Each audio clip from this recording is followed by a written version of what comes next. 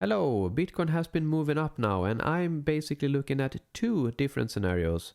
So the first bullish scenario is counting this as a wave 1, WXY 2, and then 1 ABC running flat in a wave 2 of a lower degree, and then stacking 1, 2. So 1, 2, 1, 2, 1, 2, 3, 4, 3, 4, 3, 4, and so on, looking for higher prices. The other scenario is counting this bearish, so WX and then ABC in a wave Y, and then moving down, taking out this low. Then I have an alternative as well to the WXY, counting it as an ABC here with an ending contracting diagonal, but it is the same outcome. We are moving down, taking out this low. So the probabilities here, wave 2 is a bit long in time, over 5 fib time, which is not typically what you want to see in a wave 2, but it's not an invalidation because time is never an invalidation. And then the lower degree, 1, 2 here, is a running flat, so ABC, which is the most uncommon flat of them all, which lowers the probability as well. But mainly it comes down to this, the invalidation, because in a 1, 2, 1, 2, you don't want to change structure. So I use this as an invalidation because if we hit this, it is higher probability we are looking at something bearish or a more sideways structure. But basically the bulls are looking for now an increased amount of volume when going up and breaking this channel here. So that is what the bulls are looking into or looking for. The bears, however, want to be finished here and then moving down, taking out this, changing the structure. And the probabilities for this is totally fine. It's just that wave X is a bit long, over 6 fib time, which is not typically what you want to see, but it's more common for a wave B or a wave X to be that long. And also I have a different variant here for this.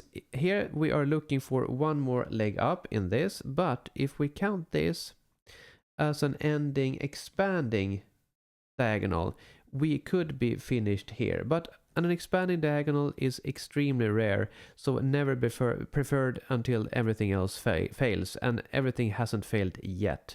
So therefore this hasn't the highest probability.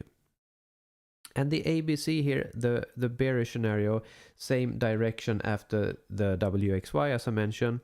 This is just basically so that we can have one more leg up here in a wave 3, one more move down in a 4, and then one more into wave 5 and C. But still, it's very important just the volume here. If we don't see any increase of volume and we get one more leg up and we stick within this channel, there's a higher probability that we are not really finished and that we are not looking for higher prices. So I can also show here from my last video, it is a good example on how to use this. So here I had the bearish scenario, WXY, a finished here, double zigzag. And then I have written 1, 2, 3, 4, 5, looking for an impulse down. And here you can see that we hit the low probability wave 2 and we also retraced. So when we hit this, it's a low probability that this indeed is a wave 2. And if this is a low probability of wave 2, it's a low probability that this is a wave 1. And therefore, it's a low probability that we are going down. And it's a higher probability that we are moving up.